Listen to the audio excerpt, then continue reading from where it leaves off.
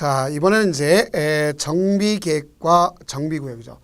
정비기본계획이 아주 큰 틀이야. 서울시에 대한 4대 문화를 갖다 예를 들어서 정비사업을 한다면 과거에 신도시로 형성했던 거예요. 과거의 계획도시가 서울 한양 아닙니까? 그죠?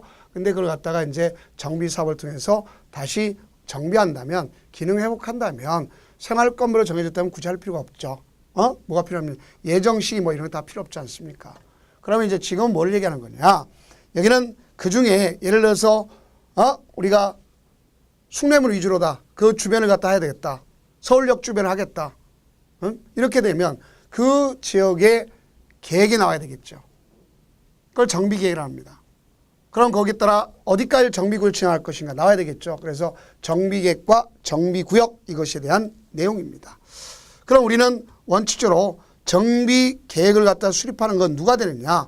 자, 구청장 등이라고 합니다. 그 내용 가지고 좀 여러분들이 과거에 또 시험 보셨던 분은 요거 아주 혼동이 되니까 한번 정리를 꼭 보도록 해봅시다. 자, 정리를 이렇게 해줘야 되는 것이 원칙이다 알 수 있어요. 제일 먼저 보면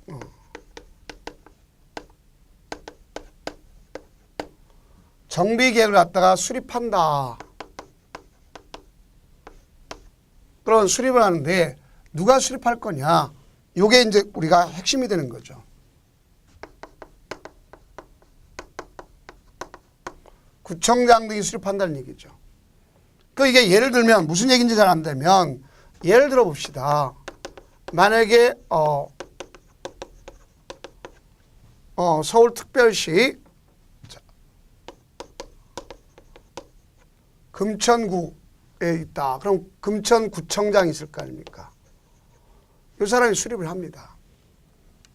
그럼 또 하나는 예를 들어서 어디가 있냐? 인천광역시.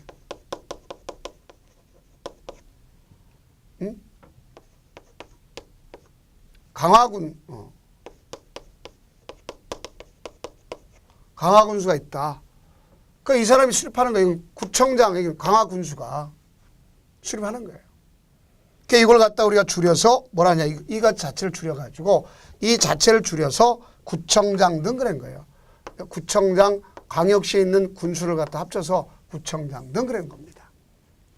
그래서 이 사람이 이렇게 수립하는 경우도 있지만, 정비구역 자체를 갖다 직권으로, 자, 이 사람이 수립했으면요, 가서 신청을 합니다. 뭘 신청하느냐? 정비구역을 갖다가 지정해달라고.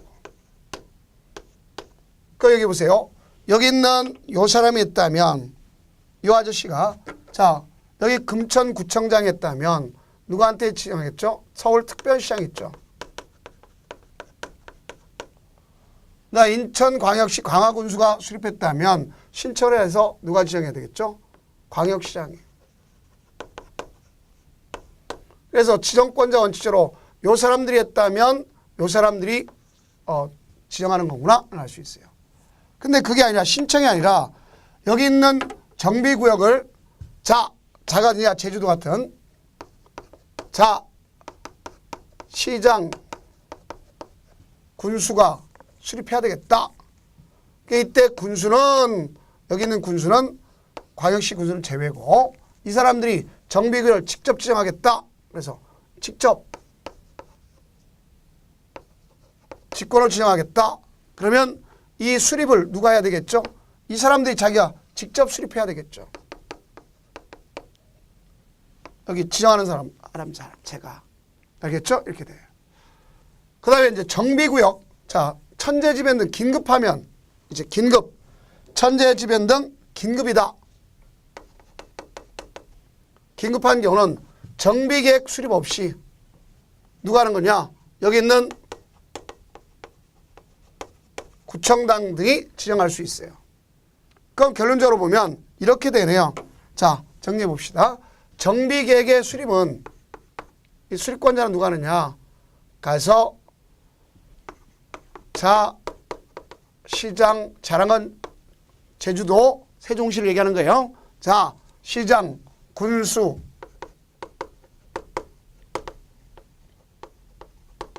구청장 등이 수립하는 것이고 여기 정비구역을 지정한다. 그러면 정비구역은 누가 되는 거냐? 서울특별시, 광역시, 시장, 군수가 하는 것이지만 예외적으로 이 아저씨도 할 수 있다는 거죠. 직권할 수 있다는 얘기죠. 이슬이 원칙이지만. 자, 이렇게 되는 거예요. 그 여기는 원칙은 이 사람들이 원칙이라는 거죠.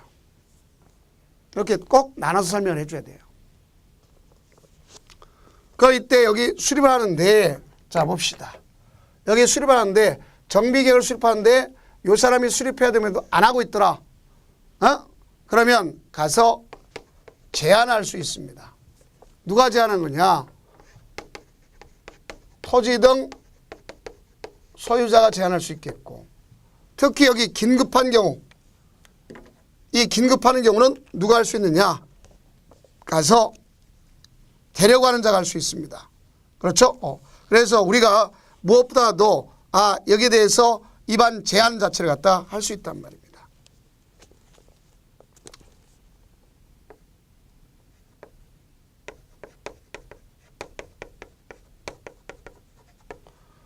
요게 이제 우리는 아직까지 법이 개정돼서 들어갔지만 아직까지 거기까지는 안 써놨음을 알 수 있겠죠. 그래서 여기 보면 되려고 하는 자가 더 있다 하는 것도 알 수 있습니다. 자, 그럼 여기 제한을 하는데 어떤 경우냐? 대략적으로 보면 여기 경우는 이 제한하는 경우에서 본다면 우선은 정비 예정구역이 돼 있는데 그 수립 시기가 1년 이상 경과됐어. 예정구역이 돼 있고 거기서 예정구역에서 수립해야 되는 게 1년 이상 경과됐다. 그러면 거기에 대해서 아니한다 이런 말을 쓸 수가 있습니다. 그런 경우가 여기에 해당한다고 볼 수가 있습니다. 그래서 그 자체 때문에 여기에 이런 문제가 생기는 걸 알 수 있겠고, 두 번째는 토지 등 소유자가 누구한테 LH공사를 갖다 사업시행자를 지정하고자 한다. 그럼 빨리 정비계에서 정비구역 지정해 주세요. 이렇게 얘기할 수 있는 거고. 그 다음 우리가 그 대도시 시장이 아닌, 소위 우리가 뭐라고 볼 수 있냐면 대도시가 아닌 시군으로서 시도 조례가 정한 경우, 그럼 우리는 이것뿐만 아니라 하나 더, 두 개가 더 있습니다. 두 개가 더 있는데 이렇게 좀 한번 더 써주세요. 그건 뭐 어쩔 수 없으니까 자, 뭐가 더 두 개가 더 있다 보시면, 첫째는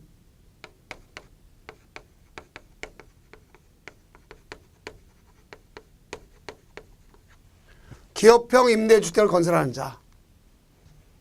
그 다음 두 번째는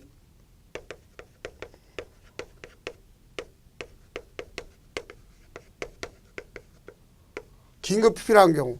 긴급히 필요한 건 여기 대려는 자가 한다는 걸 알 수 있습니다. 그러니까 여기는 이걸 갖다 하려면 신탁하려면 이런 기업형 임대주택 같은 거는 신탁할 거 아닙니까? 그렇죠? 그래서 이들이 가서 제한을 하는 것을 알 수가 있습니다. 그러면 제한받은 사람 특별한 사유가 없으면 처리를 해줘야 되겠죠. 그러니까 이걸 처리를 해주는데 얼마 처리냐? 여기는 소위 60일 플러스 1에 한해서 부득이한 경우 30일 연장할 수 있도록 되어 있다 하는 걸 볼 수 있습니다.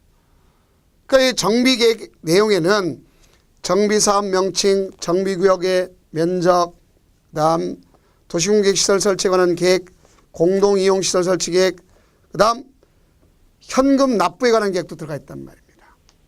현금 납부. 그다음에 건축물의 주용도, 건폐율 용적 높이에 관한 사항, 또 환경보전 및 재난 방지, 정비구역 주변의 교육환경 보호에 관한 사항, 세입자 주거대책, 그 다음 정비사업 예정시기, 예정시기 나온단 말이에요.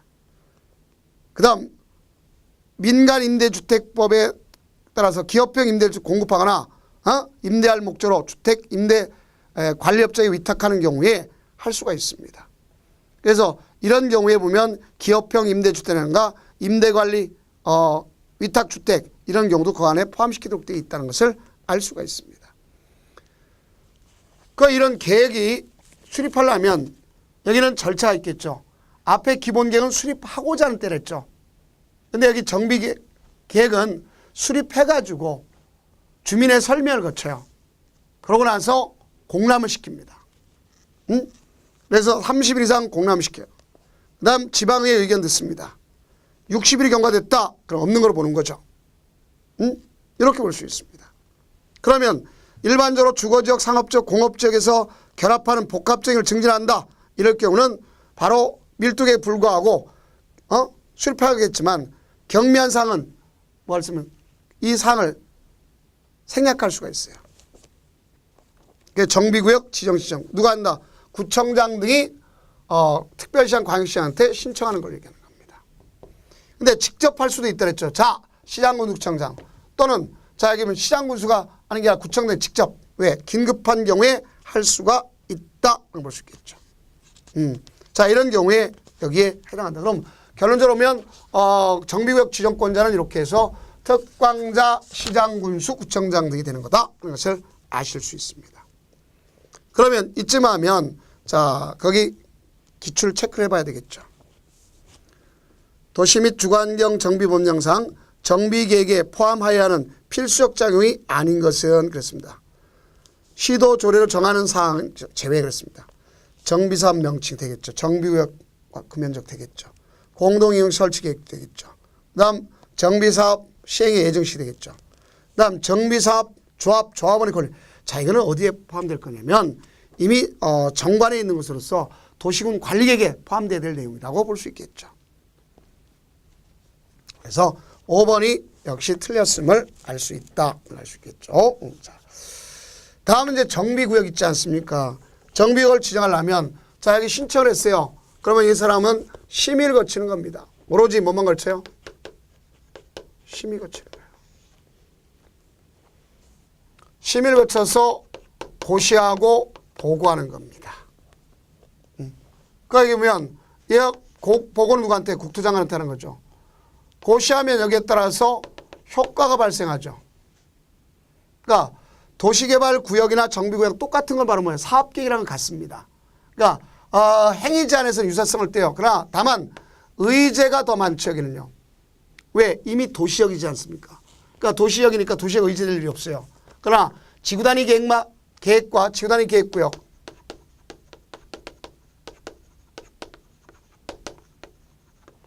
이거는 의제됩니다. 다만 거기에 취락지구라든가 이런 데는 의제되지 아니하는 걸 알 수 있어요. 자 이런 경우 있겠고요. 그 다음 여기에는 뭐가 있을 수 있어요. 소위 우리가 갔을 때 공공시설을 납부할 걸 전제조건을 해줄 수도 있습니다. 또 거기에 주택건설 비율이 있습니다. 그래서 왜 그러냐면 여기는 주거 수준의 안정, 즉 주택 수급 안정, 저속주민한테 하나의 그 입주 기회를 갖다 확보하기 위해서 가로주택 정비 사업을 제외하고 나서는 뭘 할 수 있느냐? 가가지고 일정한 규모를 갖다가 고시해 주도록 이렇게 되어 있다는 것을 꼭 아시기 바랍니다. 그러면 일반적으로 보면 그 밑에 저 박스를 해놨죠. 그것만 한번 보세요. 주거환경 개선 사업. 자, 주거환경 개선 사업은 규모가 주택에 건설한 주택 전체 세대수의 90% 이하. 재개발은 전체 80%, 재건축은 60% 이렇게 볼 수 있습니다. 그다음 임대주택 비율은 더 작죠. 그래서 공공임대 같은 경우에 보면 30% 이하, 주거적 면적 40제곱미터 이하짜리는 50%까지 이렇게 각각 달라지는 것을 알 수가 있습니다. 그 다음 두 번째는 여기에 따라서 행위 제한을 가져오죠.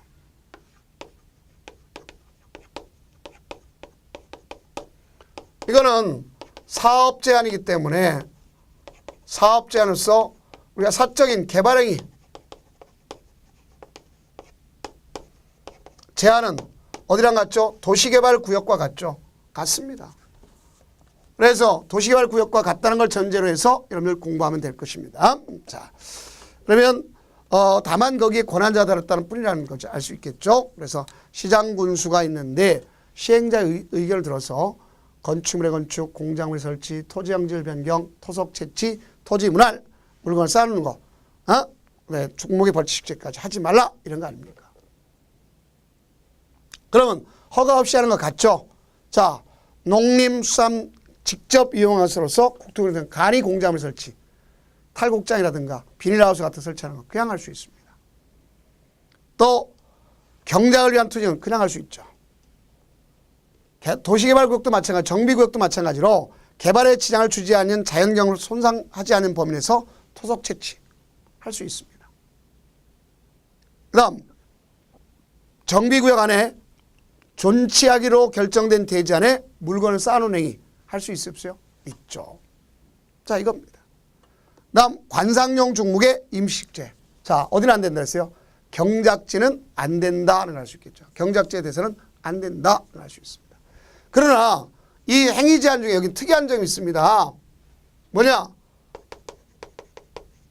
소급 제한 받는 게 특이하죠. 나머지 허가 받는다든가 기득권 존중이라든가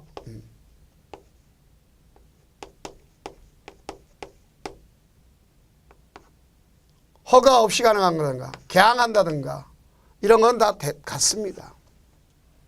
기득권 존중 30일 내에 신고한다고 그랬고 개항한다는 건 방금 얘기했던 것처럼 그 관상용 중매시 임시식재라든가 또 물건 싸는 행위라든가 경작을 위한 행위 이런 거 다 같단 말입니다.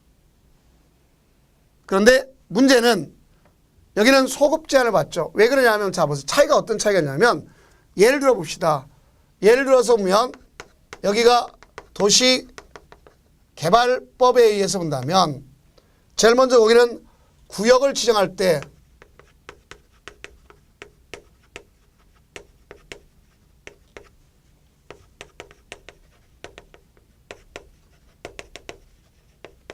그래서 구역 지정 시 개발 계획을 수립하죠. 그럼 투기를 차단할 수 있어 없어요? 있죠. 그런데 정비법은 자 봐봐요. 도시정비법은 그렇지 않습니다. 왜? 여기는 자 뭐냐면 정비 기본계획 때 이미 떠들어댔어요. 제가 떠들어댔다는 표현이 왜냐하면 인지하기 위해서입니다. 자 뭐냐? 주민한테 설명회 같은 거 하기 위한 공람시켰어요. 그 다음에 정비계획 때는 분명히 주민의 설명회요. 공람 자체를 했단 말이에요.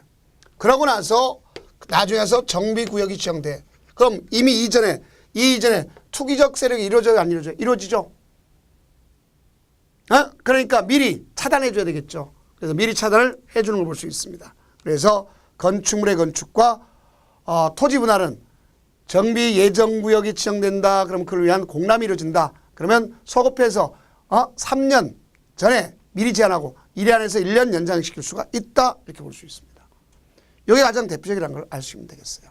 그러면 이제 거기에 맞닿은 한번 기출 체크를 한번 보도록 해봅시다.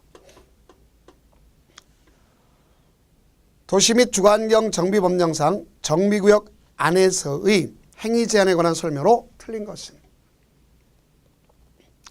이동이 용이하지 아니한 아니한 물건을 1월 이상 쌓아놓은 행위는 시장 군수의 허가를 받아야 된다. 맞죠? 허가권자의 행위 허가가 하고자 하는 경우로서 시행자가 있는 경우 미리 시행자. 왜? 공적사업에 지장을 초래하면 안 되니까 도시개발사업, 정비사업이다 뭐예요? 공적사업이죠. 그러면 개발행위하는 사람은 공적사업한테 미리 물어봐서 허가를 해줘야 돼요. 지장이 없는 범위 내에서.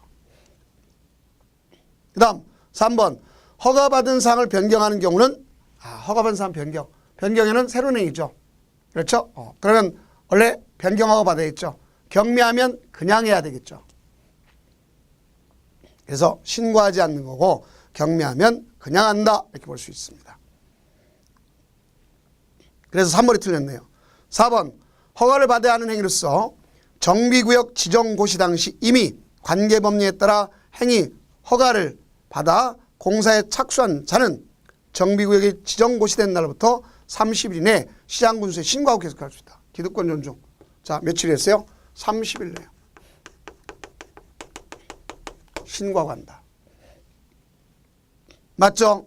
그 다음 정비구역 안에 허가를 받았을 때는 자, 이 개발행위 허가 자체가 건축법상이 아니라 국토계획법상의 개발행위 허가 건축물의 건축, 공작물 설치, 토지 형질 변경, 토속 채취, 토지 분할, 물건의 적치 이런 거와 관련된 거 아닙니까? 그러니까 그런 것과 관련됐기 때문에 당연히 받은 거로 봐야 되겠죠. 자, 이렇게 됩니다. 그래서 정답은 거기 3번이 틀렸구나 알 수 있어요. 다음은 이제 저 정비구역 자체가 해제를 해줘야 되겠죠. 그러면 구청장 등이 예정구역뿐만 아니라 정비구역 자체에 대한 해제를 갖다 요청하면 요청하도록 돼 있고 거기서 특별한 사람을 해제해 줘야 된다는 걸 알 수 있습니다. 그래서 이 내용을 지금부터 한번 설명해 보도록 해보자고요. 그러면 우선 정비구역이 지정됐습니다.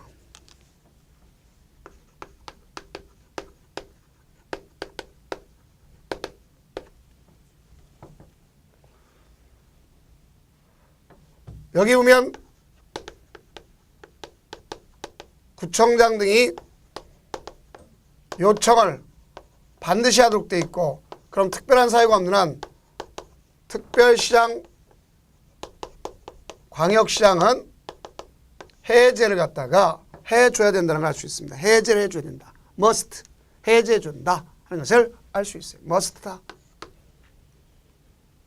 이런 걸 꼭 인지를 해줘야 되는 것을 알 수 있습니다. 그러면 제가 의미하는 바가 바로 뭘 뜻하는 건지를 정확하게 좀 인지해 볼 필요가 있겠죠. 자, 한번 봅시다. 여기는 왜 였다 이걸 썼느냐, 정비구역이랑 정비구역 등이라고 그랬느냐 하면 자, 여기 보자고요. 이렇게 정리를 하면 되겠습니다. 여기에 정비기본계획에 먼저 이 안에 정비 예정구역 분명히 시기가 있어요, 없어요? 있죠. 그렇죠? 그래서 정비구역이 지정됐고 그 다음에 거기까지 해서 뭐가 있냐, 정비구역이 지정이 돼야 될 거 아닙니까? 그럼 정비구역 지정했으면 일정 기간 내에 시행자가 지정돼야 되겠죠. 자, 시행자가 지정되면 거기에 따라서 사업 시행계획,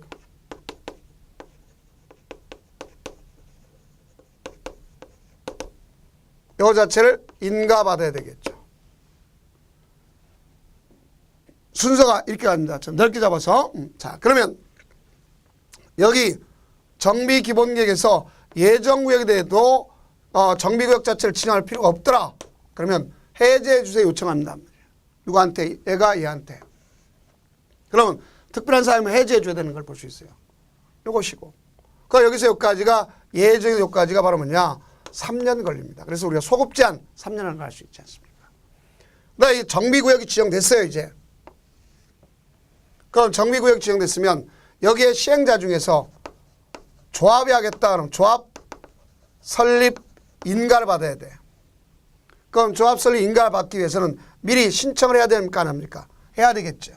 그러면 여기 보면 이 자체가 인가 신청을 해야 될 거 아닙니까? 그 여기서 여기까지가 몇 년이냐? 여기서 여기까지가 3년 걸립니다. 근데 3년 내 안 했더라. 그럼 역시 해제해 줘야 되겠죠. 해제 요청하면 해제해 줘야 되겠죠. 해제 요청하면 해제해 준다. 요청하면 must. 이걸 우리가 아셔야 되겠죠. 그러면 자 봅시다.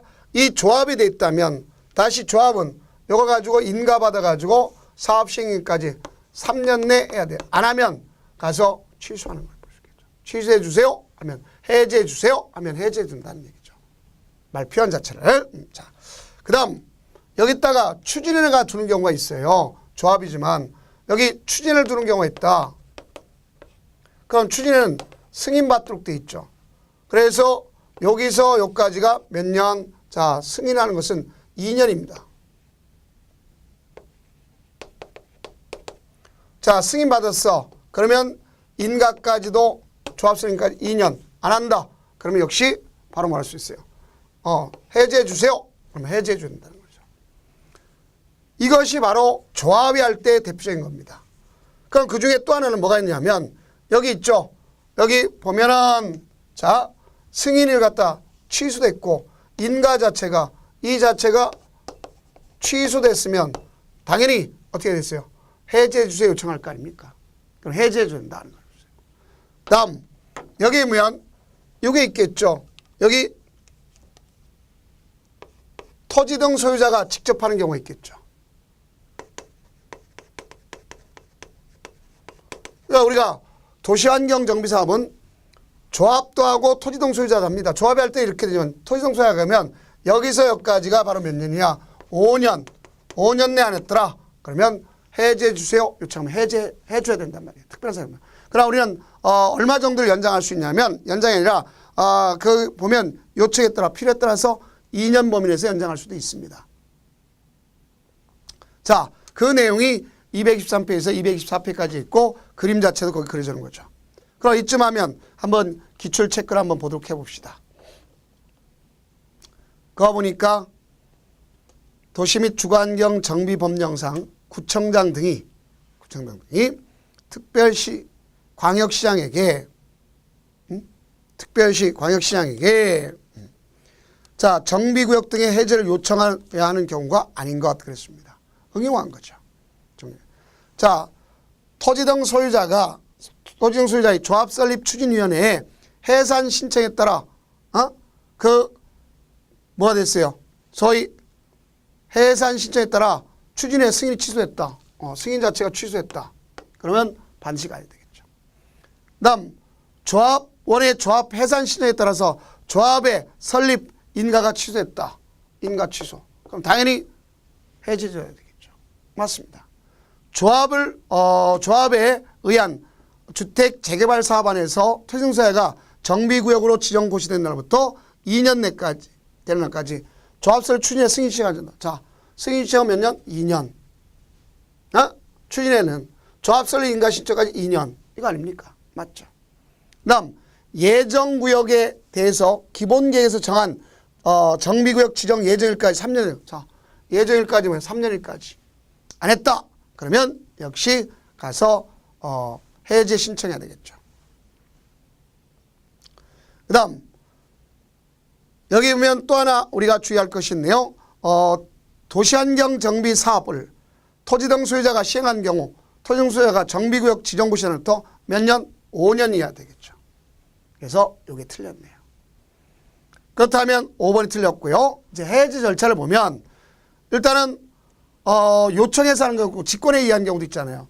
그럴 경우는 주민의 공람시켜서 가져야 되죠. 앞에서 했던 거 똑같이 공람을 시킵니다. 그렇죠? 그래서 설명을 듣고 나서 지방의회 의견 들어서 그 다음에 첨부해가지고 가져갑니다. 다만 심의 해제 요청받은 특광자 시장 군수는 자 심의를 거쳐 해제해야 되지만 다만 일정한 경우 우리가 갔을 때 어디에 해당할 거냐 그 소위 여기 있는 이 토지 등 소유자가 직접 하는 것이 아닌 여기 있는 요것이 아닌 요 경우수 소위 조합이 한다 이럴 경우는 가서 얼마 정도를 연장할 수 있겠는가 2년 범위 내에서 해제하지 아니할 수 있다는 게 나옵니다. 2년 범위 내에서 그 다음에 이제 직권으로 해제해 줄 수가 있어요. can 해제할 수 있다 이거죠. 그러면 누가 할 수 있냐 특광자 시장군수가 해제할 수 있는 거죠. 그러면 정비사업에 따른 토지 등 소유자의 과도한 부담이 예상된다. 그러면 해제해 줄 수가 있다 이런 얘기입니다. 또 정비 예정구역 또는 정비구역 추진 상황으로 봐서 지정 목적을 달성할 없다고 인정하는 경우. 다음 D는 토지 등 소유자의 30% 이상이 정비구역 추진을 구성하지 아니한 것에 해제를 요청했다. 다음 꼭 니 1번에 밑줄 쳐야 되겠죠. 토지 등 소유자가 스스로 주택을 개량하는 방법. 그런데 이럴 경우 주거환경 개선사업 정비구역 지정구역 10년이 경과될 때까지 추진사항으로 봐서 목적 달성할 수 없더라. 이럴 때 토지 등 소유자가 3분의 2 이상이 해제 동의했다. 그러면 해제해 줄 수 있는 겁니다. 이것이 바로 캔에 해당한다 볼 수 있습니다. 이렇게 됐으면 이건 종래대로 환원돼야 되겠죠. 그래서 정비구역이 해제됐으면 정비계획 변경, 용도지역, 기반시설 이전 상태로 환원된 걸 보고 거기는 앞으로 어떻게 되느냐. 환원된 대로 개량했어야 되겠죠. 그래서 뭐가 되냐면 주거환경 관리사업구역으로서 그 지정된 구역은 기본계획에 반영된 거로 본다. 이렇게 볼 수 있습니다. 자, 그러면 지금까지가 용어와 관련되어 있는 계획까지 설명했고 이제 뭐가 있느냐. 사업 시행자가 있지 않습니까? 그러니까 우리는 그 226페이지에 보면 사업 시행 방법이라 되어 있고 계유가 되어 있습니다. 그래서 주거환경 개선 사업은 노후불량 건축물이 과도하게 밀집돼 있고 정비가 극히 열악하고 시행 목적은 주거환경 개선을 위해서 하는 거다. 그럼 방식은 다 5가지 할 수 있다. 개량, 수용, 환지, 혼용, 관리처분 계획 다 할 수 있다는 얘기죠. 그 다음에 주택 재개발, 재건축은 노후불량 건축 밀집맞지만 차이점을 했어요. 정비관시설 차렸죠? 주거환경 개선을 위한 것이다. 다만 사업 방식이 재개발은 관리처분 계획에서 하는 경우도 있겠고 환지 방식도 있지만 재건축은 오로지 관리처분 계획 방식만 있다는 거. 그 다음 도시환경 정비사업은 이런 것이 없고 상업과 공업 지역에서 도시 기능회복, 상권 활성화를 위해서 하니까 도시환경 개선을 위한 거죠. 그래서 관리처분 계획과 환지 방식이 있어요. 그 다음 주거환경 관리사업은 노후불량 건축물이 있는 게 아닙니다. 그래서 단독 및 다세대 밀집되어 있어요. 그래서 정비 기반시설과 공동이용시설 확충을 위해서 하는 거죠. 그래서 주거환경을 갖다가 보전정비 개량을 한마디로 개량 방식에 한다.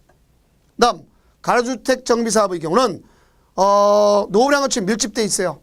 종전의 가를 유지하고 소금을 하는 거죠. 주거환경을 개선해서. 그래서 관리처분 계획이 있다는 걸 알 수 있습니다.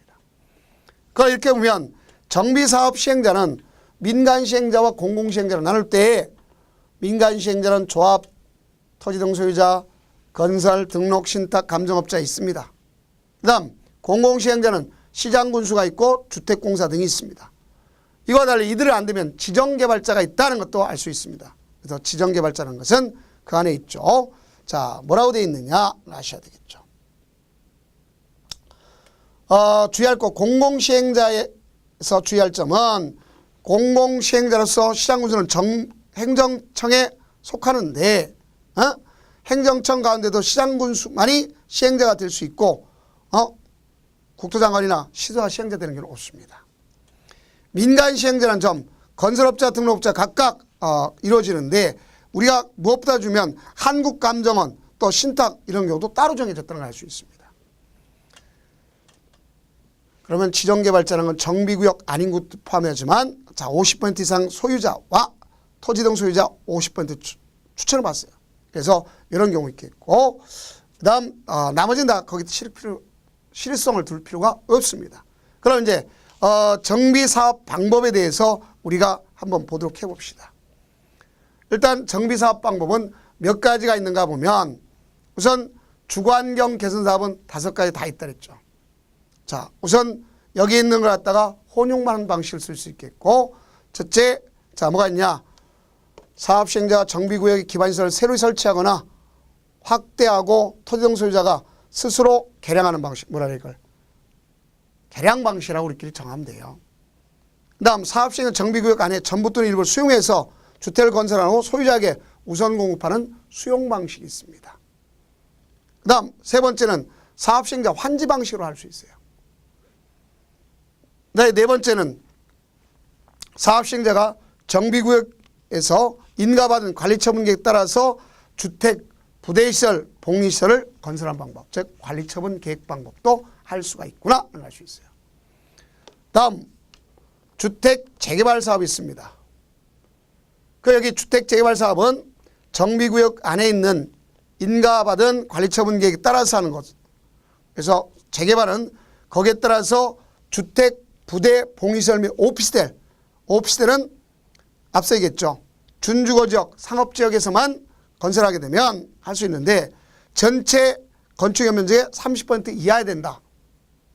몇 퍼센트 이하? 30% 이하 이렇게 되어 있습니다. 그럼 이와 같은 관리처분 계획 방식뿐만 아니라 환지 공급 방식도 있다는 걸 알 수 있겠죠. 그 다음 주택 재건축 사업은 가장 밑줄 칠 게 이거죠. 정비구역 안. 또 뭐 했어요? 정비구역이 아닌 구역 안에서 그러니까 안도 되고 막 사업계획 승인 얻은 일단의 토지 안에 있는 것도 있지만 바깥도 포함시킨다. 원래 안이 정비구역 주택단지 있고 정비구역인데 밖도 포함시킨다. 진입 때문에 그걸 아시면 되겠습니다. 관리처분 계획에서 한다. 이런 주택, 부대, 봉시설인데 오피스텔 역시 어떻게 할 수 있어요? 자, 가장 중요한 것은 오피스텔인데 다만 주택 단지 안에 있는 건축물의 경우서 지형, 여건, 주변 환경을 보아 사업상 불가피한 경우에 정비구역 안에서만 사업 시행하도록 되어 있어요. 이거는 바깥은 안 됩니다. 그래서 안에서 시행하는데 그중에 여러분이 잘 아시는 것처럼 준주거지역이나 상업지역의 경우는 결론적으로 오피스텔을 갖다 30% 이하한다 그랬습니다. 다음 도시환경 정비사업이 있습니다. 도시환경 정비사업은 정비구역 안에서 관리처분계획과 환지방식. 그럼 우리가 관리처분계획과 환지방식 나타나는 건 재개발사업과 도시환경 정비사업 두 가지네요. 그렇죠? 그 다음 주거환경관리사업은 주거환경관리사업 시행자가 정비구역에서 정비기관시설 공공이용시설을 새로 설치 확대하고 토지 소유자가 스스로 주택을 보존 정비 개량하는 거 아닙니까? 그럼 결국 이걸 갖다 개량방시라고 하면 되겠습니다. 그 다음 가로주택 정비사업은 가로구역 안에서 인가받은 관리처분에 따라 주택 등을 건설 공급하거나 보존 개량 방식이다. 이렇게 볼 수 있겠죠. 그럼 이쯤 하면 이제 기출 체크를 하면 되겠습니다. 자, 도시 및 주거환경 정비법령상 정비사업의 시행 방식으로 허용되지 않는 것. 1번 인가받은 관리처분계에 따라 주택, 부대, 복리시설, 오피스텔. 자, 그래서 건축부에 따른 오피스텔인데 공급하여 건설하는 방법과 환지로 공급하는 방법은 혼용해서 주택 재건축 사업을 할 수 있다. 자, 여기 보세요. 왜 틀렸냐면 재건축은 하나뿐이 없죠. 뭐 관리처분 계획뿐이 없잖아요. 그러니까 1번이 틀렸죠. 2번 정비구역 일부를 수용하여 주택을 건설하는 경우 토지 등 소유자에게 우선 공급하는 방법과 환지로 공급하는 방법, 혼용하는 방법, 주거환경 개선 다 할 수 있죠. 저희 전부를 수용해서 주택을 건설한 후 토지 등 소유자에게 우선 공급하는 방법, 주거환경 개선 사업은 다 할 수 있잖아요. 5가지. 다음 인가받은 관리처분계에 따라 주택, 부대, 복리, 오피스텔을 건설하여 공급하는 것으로 재개발 사업 할 수 있죠. 다음 환지를 공급하는 방법에 주택 재개발 할 수 있겠죠. 자, 이렇게 돼서 정답은 1번 이렇게 되면 되겠습니다. 그럼 이제 다음 강좌는 이제 사업 시행자, 그래서 시행 및 시행 안전에 대해서 나가도록 하겠습니다. 고생 많으셨습니다.